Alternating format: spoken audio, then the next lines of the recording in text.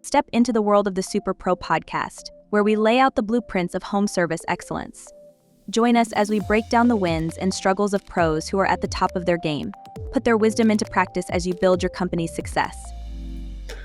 All right, welcome to the Superpro podcast, the heartbeat of home service excellence. I am Roland Leitenberg. I'm your host. I'm the co-founder of Housecall Pro, and I'm an advocate for all the hardworking pros out there that are helping make our homes better, safer, and more comfortable. With Housecall Pro, I've had the privilege of supporting hundreds of thousands of pros just like you, helping you guys achieve more, stress less, and redefine success in our industry. Today, I am super excited. We've got Anthony Suau on here. He's been a long time super pro of ours. He's the co-owner of Dade Super Cool Air Conditioning. He's based in kind of the Miami area. And the company's been around for 40 years. But since Anthony took it over, I think about 14 or so years, he's got 9 employees. He's got 8 trucks on the road. His 2024 revenue goal is around $2 million. So he's built an impressive business, and he is one of the best beta testers we got at Housecall Pro. I'm just excited to talk to Anthony today. We're going to share a whole bunch of his insights. He's got a bunch of really cool tips lined up for us. So welcome to the show, Anthony. Thanks for having me, Roland. Sorry for that Amber Alert. I don't know if you heard it in the background. Thanks for having the storm's coming. Yeah, the storm's definitely coming. We're getting pretty hit hard with some rain over here. Oh my gosh. Well, rain is not too good for HVAC. I guess you got to wait for that to go away. But tell us about your story. Like, what got you into HVAC? What was young Anthony thinking about when he's like, "Yep, this is what I'm going to be doing"? So, truthfully, I wasn't actually thinking about doing air conditioning. Ironically, I was going to college for computer science. I really liked computers and technology. Just one day or maybe a month into it, I was just kind of sitting there and I was like, I don't know if I could sit in front of a computer all my life. And I kind of started to rethink of what I wanted my career to be, whether I wanted to go out and meet people or if I wanted to sit in front of a computer and just deal with computers all day. And so I decided I was going to take a break from college and computer science and kind of rethink of what I wanted to do with my life for my future. And my parents, so at the time, they were like, well, you should do something because you need to make money and you have to do something. And so I was like, okay, well, I'll just work with Dad. I was like, how hard could it be? How hard could it be? How hard could it be? Words. So I went out with him. It was in the middle of summer, and I started from the bottom of that totem pole. And I remember clearly, I went with one of our senior technicians to a couple of calls, and he was a really good person to be around because he was on the older side, so he was kind of on his way to retire, but he had all this knowledge that he could just shoot out. And I remember that he basically just had me do everything. He was like, hey, I'm going to have you do this, this, and this. And I was like, okay. And in my head, the first thing I was like, man, this guy's being lazy. He's going to have me do everything. But then I'm also grateful about it that happened because I became, better at doing what I did because of that. And he also made me feel a lot very comfortable because he would tell me what to do and then step away. And then he would say, hey, don't turn anything on. I'm going to check it after. So I didn't feel like I had somebody breathing down my neck and watching every little move that I did. So now, of course, he did explain to me how to do things before I did everything. And then I just kind of went by memory and, and then I was the person hovering over them or him when he was doing stuff. So I was trying to take as many notes as I could. So good. And so after I want to say about a month or two of that, I was like, hey, I think I might actually enjoy this because I do like working with tools and I like working with my hands. And I also like math. And so I was like, okay, well, I could use the math for, being a technician, but I could also use it for growing the business. And I remember I tried growing the business in my first year, and my dad was like, slow your horses. You're just getting into this, which I understood. I was just trying to innovate stuff. And that didn't happen the first year. So I was like, okay, no problem. So I was basically a technician from 2010 to like about 2015 or 2016. Mm-hmm. And then I was also going to school for HVAC after hours. And so I was kind of like just all day doing air conditioning. And at around 2016, I finished my apprenticeship with school, which was fairly easy because I felt like I was getting more experience in the field. And then I started to study for my state license. Mm-hmm. So I passed and I acquired my state license. I want to say at around 2017, and at that point, we were able to run the business under my state license because my dad was running it all under a county license. So that was the first move for us to basically expand and grow the business because now we were able to service other counties. That's right. And so, And what was that conversation like with your dad at that point? Because that must have been like an inflection point, where he was like, "All right, I think Anthony's growing up to be the successor." How did that happen? so we had the conversation, and it was more like a joke, and it was just basically like, "Well, I'm your boss now," and he kind of just like laughed and shrugged it off. He's still in the business now, and I mean, he's had the business for 40 years, so Mm-hmm. it's really tough for him to let go. Mm-hmm. And so I've had to prove myself a lot of times. And I have to do it kind of like nonchalantly, where I'll do things on the side, but it'll help the business a lot. And one of those things was Housecall Pro.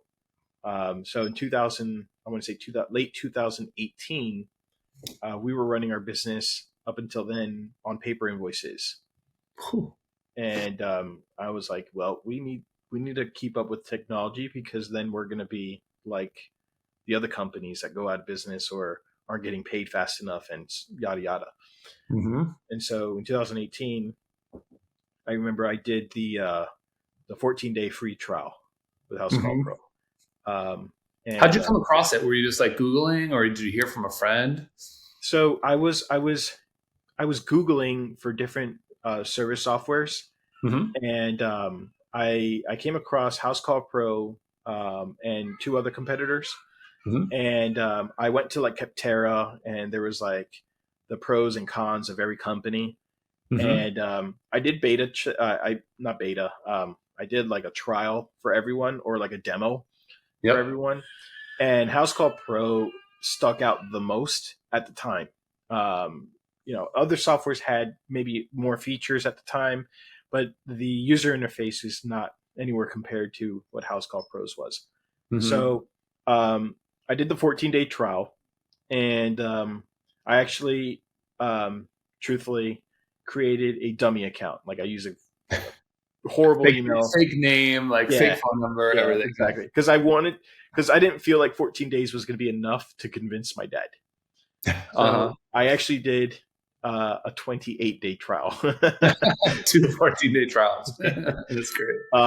So the first one, it was basically me learning Housecall Pro and doing everything that I could Mm-hmm. to understand the software so that I could practically explain it like one of your reps would if they were trying to convince me to purchase it.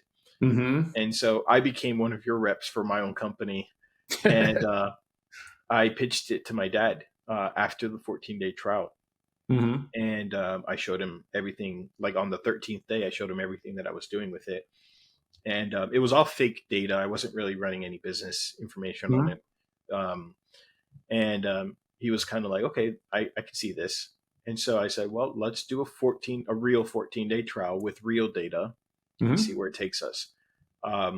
So that's what we did. We did a 14-day trial, and it took off. We started with that, and since then, Housecall Pro has been updating and changing their platform for the better to make things more efficient or give us more features, so that we can run the business and either be more profitable or more efficient, or just have a better grasp of data, and that's basically where it took off. And then from then, we Housecall Pro released HCP. What was it? HCP Coach, I think at the time. Uh-huh. And I was like, oh, well, let's try that. I like to try everything that I can. Mm-hmm. And so I was one of the first people to sign up for HCP Coach, which then was transferred over to Conquer.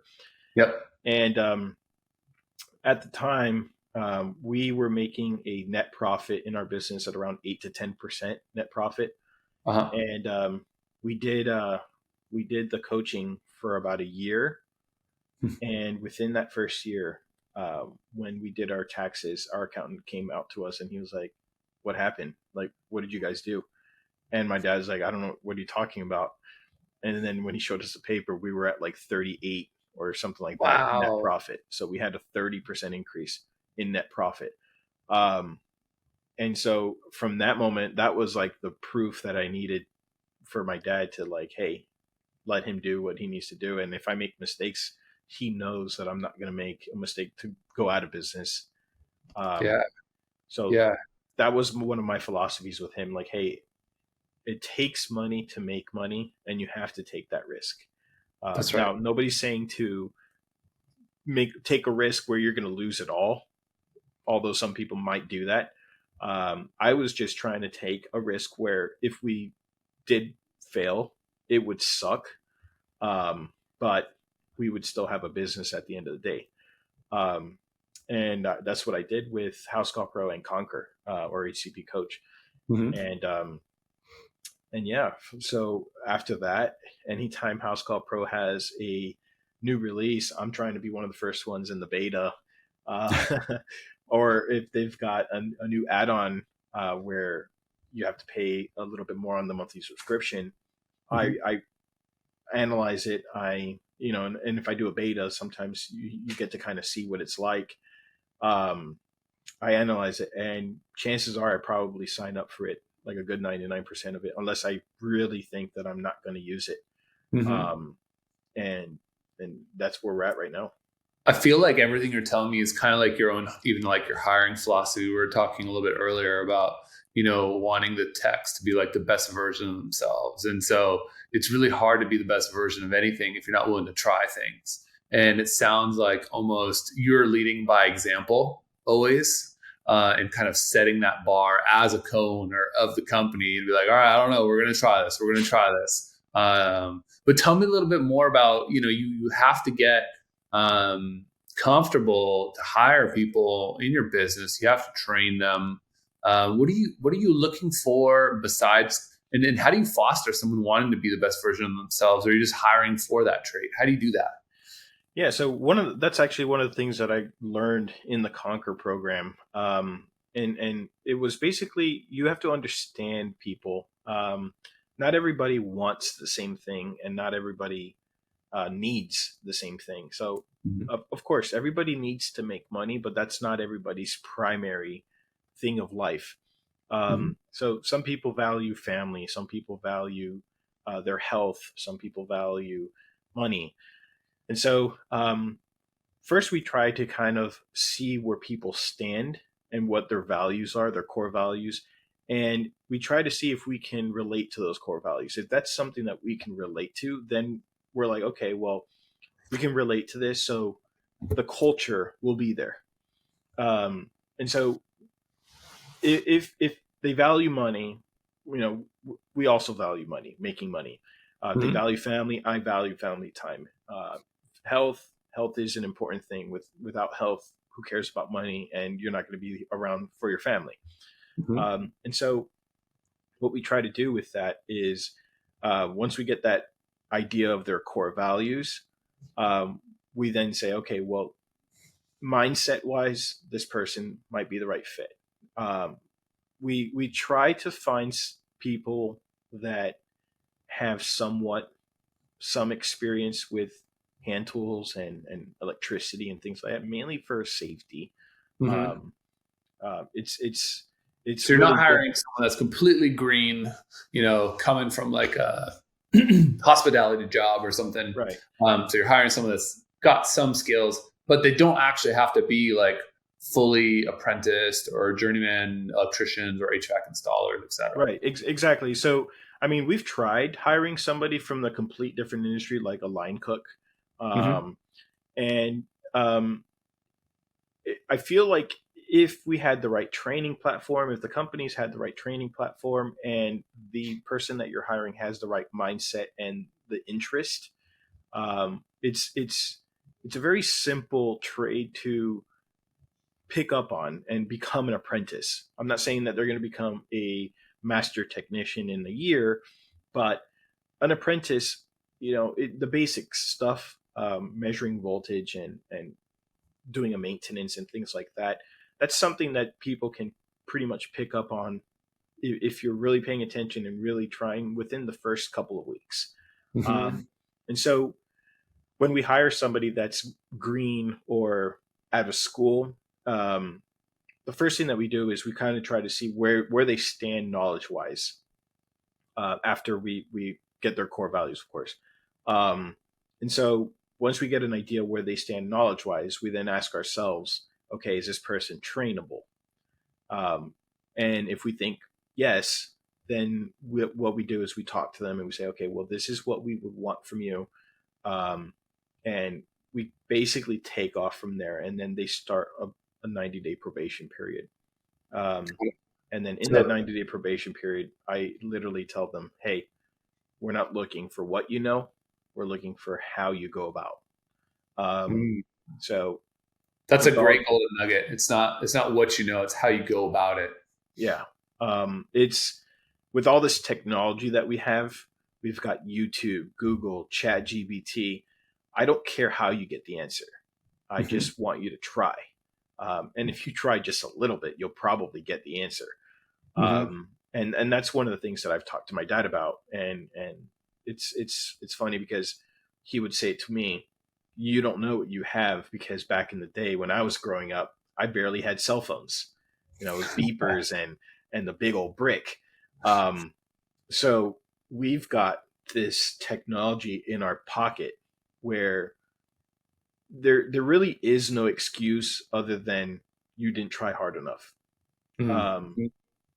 And basically that's what we're looking at. How do you stand as a person, and are you really trying to make this your career and become a better version of yourself, or is this just a job where you're just trying to get a paycheck? Yeah, I like the way you describe it though. It's like, are you resourceful enough to get to the answer yourself? Even if you don't know how to do it. And if you are, that sounds like, yep, check, plus you're hired, you're staying, you make it past the 90-day probation period. But it sounds like too, if you're on the opposite end where you're not even trying to get to the answer when, they're easy enough to find, that's just not a right fit. Even if the culture fit might make sense, just that last little piece really sounds like it's a flag. And that's kind of like a golden nugget you've learned over the years. Yeah, absolutely. And it would affect negatively if they weren't trying in culture as well, because our culture is, we do everything that we can to help the customer, and we try.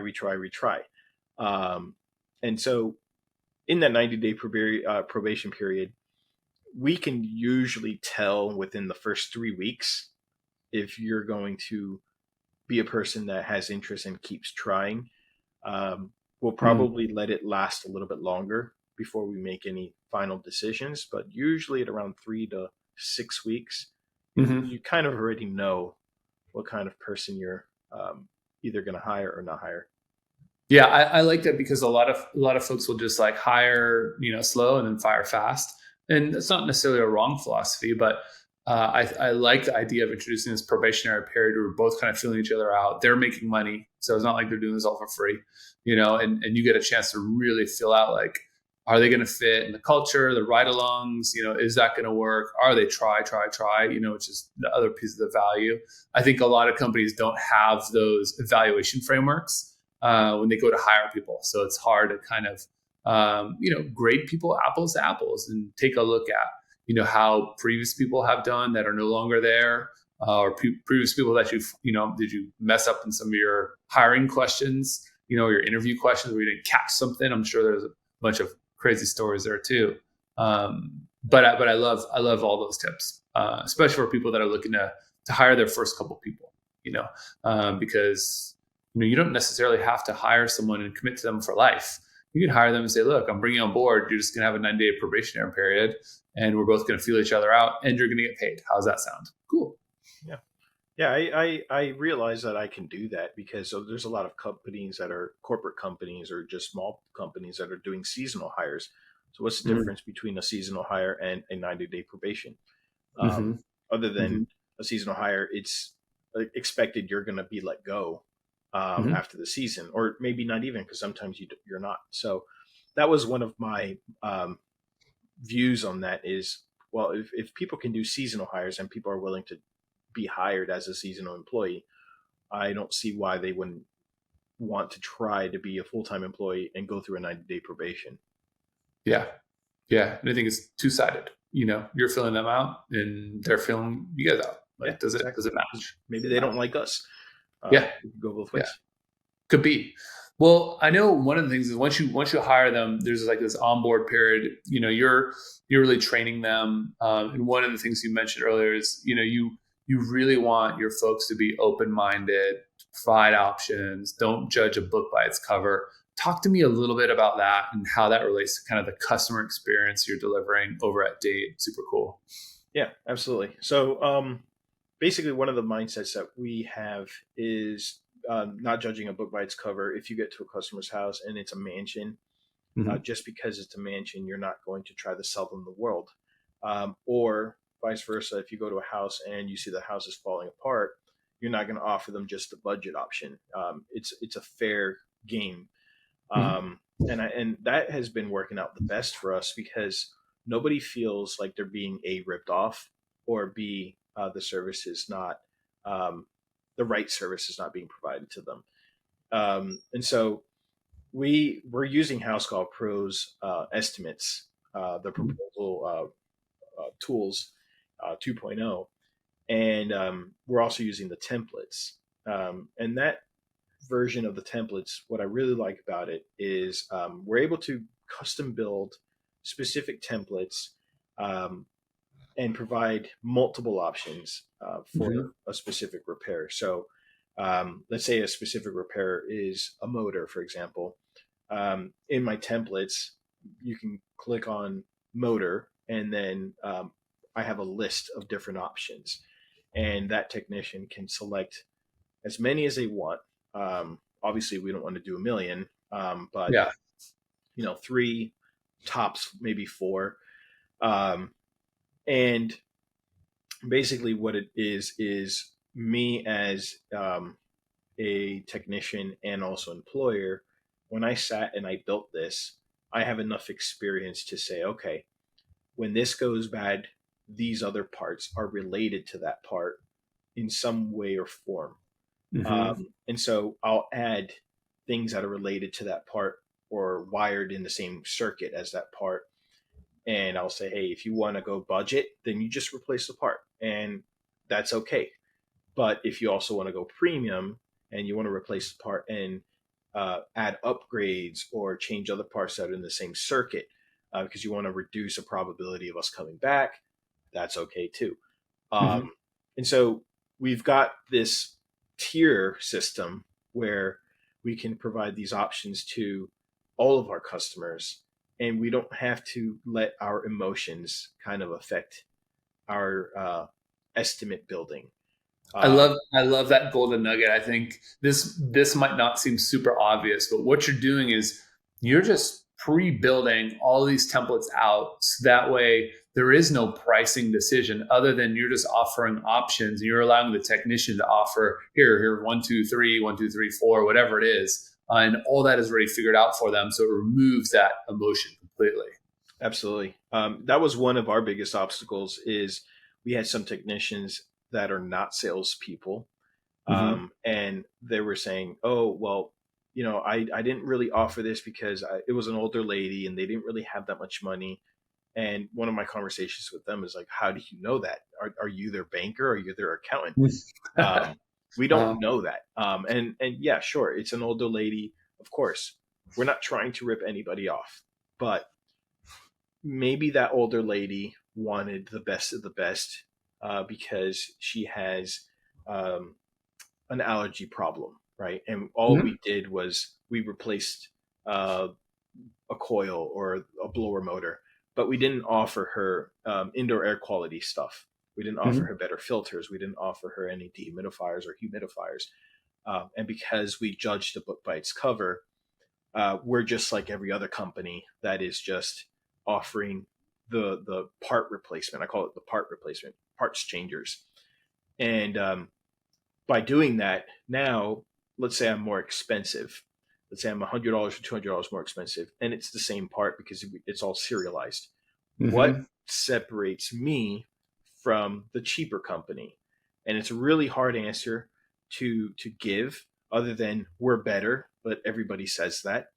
Right. Um, so other than we're better, what separates me from the other company at a $200 difference, or even $300 or $400? It's really hard to convince a customer that. Now, when you're providing options and you're saying, "Hey, I'm giving you these options because I checked this, and I noticed that those things could be replaced or should be replaced." Now, what we're doing is when we provide an option, and let's say they still go with the budget one, they still go with that one part. Mhm. Now I can say, well, yeah, we're more expensive, but did you notice we checked everything? That's why we Mhm. recommended the other stuff. Mhm. Did the other company do that? And Oh, that's a great golden nugget. I love how you position that, yeah, especially when you're trying to like, really establish your value to the homeowner, which is like, yeah, I'm giving you all these options. Did the other people do that? And the answer is probably going to be no, because they're not yeah, using anything to do that. it's either no or I don't know. And Oh, when they don't know, that's another nugget that we can talk to them about. And we're like, well, we try to be really crystal clear and communicate everything that we find with you, and that's what separates us from John Doe's company. yep. And that usually is like, okay, well, you know what? You are crystal clear. I feel more safe going with your option. Even though you're more expensive, I trust your company more because you did talk to me about everything else, meaning you looked at everything else, whereas the other company didn't even mention it. And Yeah. so just little things like that. Um, it doesn't necessarily mean that the proposal tool is going to make you rich because you're going to sell the premium option every single time. It's just a tool in your back pocket that you can, depending on how you utilize it, there's different ways that you can say, okay, this works for me because I can provide different options faster.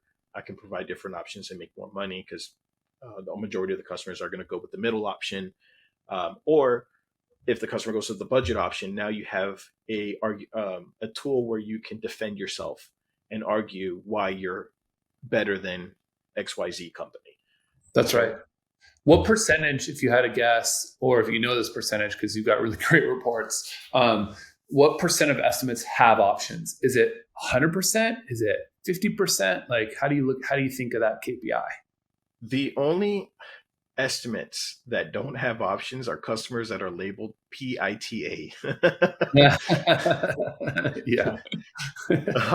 So um, I want to say the only, and being on a serious note, the only estimates that don't have options are estimates that I really can't provide options because um, I have to do all of the above. Like if I Mhm. have to do the premium, I have to do the premium. Yep. Those are really the only ones that don't have options. Anything that is a budget option usually has two other options in front of it. Um, Mhm. and system replacements, those also have multiple options. Right. Um, and Yeah. so now what we're also doing is for things that have to be premium. Um, Now with the another update that the estimates released is customers can approve multiple options. Right. Yep. Um, and so before we would have they can only approve one option. Now what we're doing is they can approve multiple options, and then we'll have like little side options where they don't have to do any of that stuff. But if Mhm. it's like an add-on in a way. So like an um, IAQ or like right, something like that. or like a Uh-huh. service agreement or something like that. Hmm. And so we'll add that. And so because of that, now it shrinks that amount of the ones that were not getting multiple options to actually getting options. So I want to say I don't have a exact number, but I want to say around 95% of our estimates are Wow. having Yeah. options. Yeah. I mean, for anyone that's listening and that's, trying to get to their first $1 million or the first 500K with nice margins on it. That is definitely something you need to be doing to get to that next level. And I feel like without it, you're almost doing your customer a disservice, because like you said, don't judge a book by its cover and you never know what they want or don't want. So just give them the option and let them decide. I 100%. think that's a really great strategy you got. So speaking a little bit of like Housecall Pro features, what's something that you feel like not enough people know or that you wish you knew about sooner in your business and started doing right out of the gate? So I would say the estimate templates is definitely going to be one of them. Mm-hmm. It's a fairly new feature, so I don't know if everyone is using it yet. Um, it's in the beginning, it's very time consuming to build, and if you're not knowledgeable enough in the field side of your business, it can be a little bit difficult to build because you have to know what ties to what to make it make sense. Mm-hmm. Um, and I would say that's probably one of the most powerful things because not only does it take away, like we've talked about in the before earlier, not only does it take away the emotion aspect of it, where what our technicians are offering, but it increases our efficiency on how long the technicians are taking to build these options, or even our Mm. office. It's literally a click of a couple of buttons, and you can literally have 10 options, whereas before you would have to actually build one option to the fullest, copy Yeah. it to a new option, change the name of that option, delete a whole bunch of line items. And so estimate templates is a true game changer when it comes to the estimate side of Housecall Pro. Um, and just recently, Housecall Pro is working on job templates. Mm-hmm. Um, and it's very, very similar to estimate templates where you can provide options, but job templates is more for if you're doing the same job over and over again and you Mm-hmm. see that it's very consistent. Instead of having to build this job out every single time, you click two buttons and it literally puts everything, as much as the job tags, the checklists, job types, business units, everything that you do, it literally builds it for you. And what I like about that is it makes our office more uniform. Um, they're able to create a service call, and all of the job tags are the same. All of the checklists are being uploaded. Yeah. Um, Job types, all of that is the same. And so when I run my reports at the end of the week, um, there's not a section in that job that was forgotten. Because a lot of the time with the rush, we'll skip You a skip over section. stuff sometimes. Yeah, that Yeah. makes total sense. Yeah.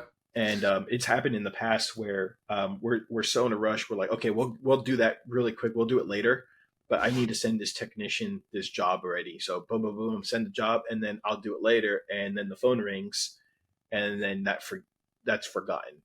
Mm-hmm. And now when you do a report, that job is no longer in a report. So what I really like about that is the uniformity of everybody doing it the same and not forgetting or doing things later. Yeah, I think that's part of scaling a business and command and control and making sure that, people aren't forgetting about those little details, which at the end of the day, can make or break reporting because you put bad data in, you're going to get bad data out. And the only person you have to blame about bad reports is, a broken process. But like you said, if everything's templatized and you're seeing patterns and things, you're doing it a lot, you're going to save yourself a ton of time, whether it's the estimate template, which is like, oh my gosh, building out multiple options and having to go in, copy, delete, rename, remove some line items, copy, do that over. That's just pure time savings, but then also just a lot of time savings on the back end when you're running reporting, or you're running commissions, you're running payroll, you're doing all that kind of stuff. 100%. Yeah. One of the main things when we were trying to scale our business and going through the Conquer program, it was knowing your numbers. And that was one of the first tools that I got my hands on in that program was the KYN tool, short for Know Your Numbers. And if you don't know your numbers, you don't know where to start. Maybe you're spending too much money and you don't have enough cash flow. Maybe you need to trim down some of your costs. Maybe you need to raise your prices. So that was, to me, reporting, if you want to scale your business, is a huge priority that you need to have correct. Because without that data, you're just kind of guessing. Yeah, for sure. Well, I feel like you've shared so many good golden nuggets on this podcast so far. I can't wait to have you back one day once we've released some more features and you've played with them and you've beta tested them and given our team a bunch of feedback. Is there any last thing you want to say to any folks that are out there that are listening, hoping to kind of get up to where you're at this point? Yeah, I mean, I would say the hustle is real, and you have to really put in the work and the effort and the energy to scale your business, and just try. Don't be afraid to fail. That's everyone at one point fails at one point, and some people get up faster than other people, and it's one of the bigger emotional obstacles that a lot of people have to overcome is taking that extra leap. And I would say, if you're unsure of yourself or you're unsure of what your decision, maybe don't take that full leap, but just take one step at a time, and eventually you'll get there. And I would say if you have your reporting on point and your numbers, you can do that. It'll take longer, but you can definitely take that one step at a time, and then you can kind of definitely catch if this is going to work out for you, and you can say, okay, take another step back, let's go a different way. And yeah, I would just say good luck.